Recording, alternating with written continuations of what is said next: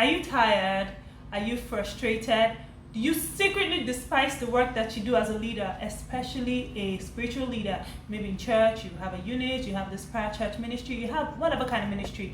Is the work tiring you? Have you gotten to a point where you even feel like you despise the work and the people?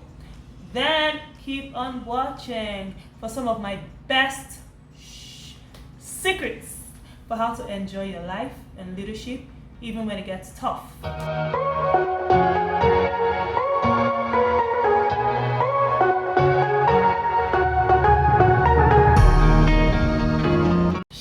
Shalom, best lifers, and welcome to Your Best Life with Eziaha. On my YouTube channel, we talk faith, that is Jesus. We talk leadership, we talk fitness, we talk family, and we just talk. Because I write a lot, so on YouTube I talk a lot. Not a lot, but I really want to thank you for your time. Thank you for your comments. We respond to comments, so hey, don't hold it back. Say it. If you're feeling good, say it. So thank you so much for the time you invest in watching, commenting, sharing. I really do appreciate it. Now, today, we want to talk about mistakes that a couple of us make in leadership. But I want to start with a story. I'm recording this video in June 2022, and it was at about July, August 2021 when I started to feel, burned out and tired, and maybe not really burned out, but I was at the early stages. I was overwhelmed. I knew that the pace I was running at, I could not sustain it. So I stepped back and I started to ask a lot of questions. I started to read a touch load of books. So many things that I did because I wanted to last long. I mean, as one in leadership, and I lead faith-based ministries, I have a business and I have a family, I have a life. And I didn't want to do this thing that I'll just be tired or burned out. No, I wanted to enjoy the work that I did. I wanted to last long.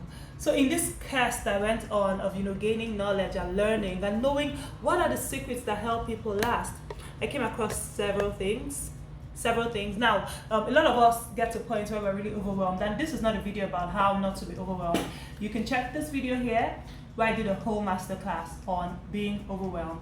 But here I want to just highlight two things, two mistakes I see leaders make, or maybe two suggestions I can give you to truly help you bring the joy and the excitement back to your life and leadership so you can do it for a long time.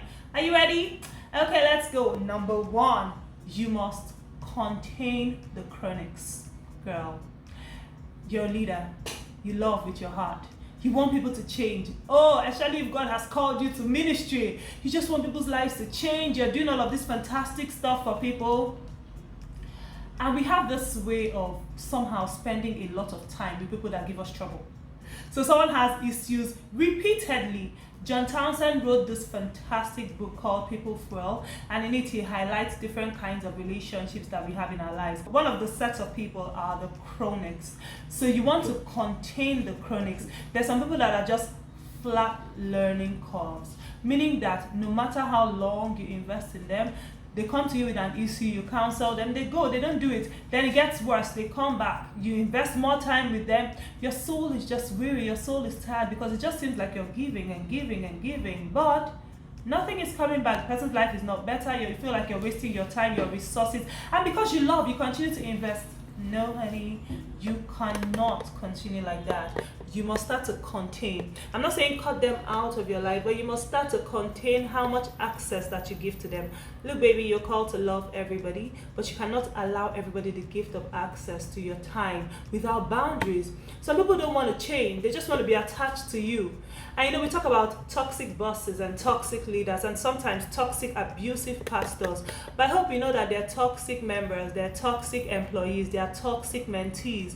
And you just find yourself spending more and more and more and more time with them to the point where you start to feel weary and tired, because guess what? You're a soul. As much as you're a spirit, you also have a soul. Sorry, you're not a soul, you have a soul. And if you continue to put the chronics in and you're spending lots of time with them because they're always coming with issues and wahala and drama, and you keep settling it but it never gets settled, you're wearying your soul. And you, my darling, cannot last long if you keep on doing that. So you must contain the chronics. Now think, do you have chronics in your life? You're like, yes, Eziaha, I definitely need to contain these ones. Let me know. Don't put their names though. Okay, so the second thing you want to do is to jolly with the joyful. Yes, we don't do this enough. Every Friday, I have this thing I call my joy meetings, and in those meetings I spend time with those that truly bring my soul joy. And you know the interesting thing about such people, they don't demand for your time. They're okay. They're going, they're living their lives, they're having results. So they don't really come to say, oh, Izzy, I have this issue. So guess what? You don't spend lots of time with them, especially one-on-ones. You just leave them because they're fine. But you not spend all the time with other people who are draining you. No, my sister, you must start to schedule the joy bringers. Bring them onto your schedule. Calendar them. Every Friday, I don't let in questions and mentees and drama. And yeah, there's a time for that. But on Fridays are for joy, baby. We bring in people who bring my soul joy. Mentees who are having amazing results. Hang out with friends. Do amazing things online or offline. And I realize that it just refreshes my soul. We talk about Jesus. We talk about where we are on our journey. We talk about our family. We talk about our children. It is a beautiful, healthy, soul-enriching conversation. But we don't do that enough. You just spend all your time putting out fires, all your time counseling. No, sometimes spend your time enjoying with the people that absolutely bring you joy. So those are my 2 hot tips. Like I said, there's so many other things I've learned, but I want to share this 2 with you.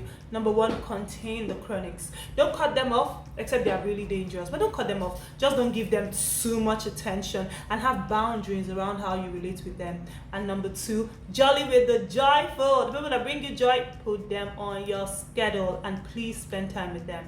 So let me know, what are you going to be doing right now with relationships in your life? Are you going to cut out a bit of the time you give to the chronics? Are you going to bring more time for the joyful? Do the things that enrich your soul.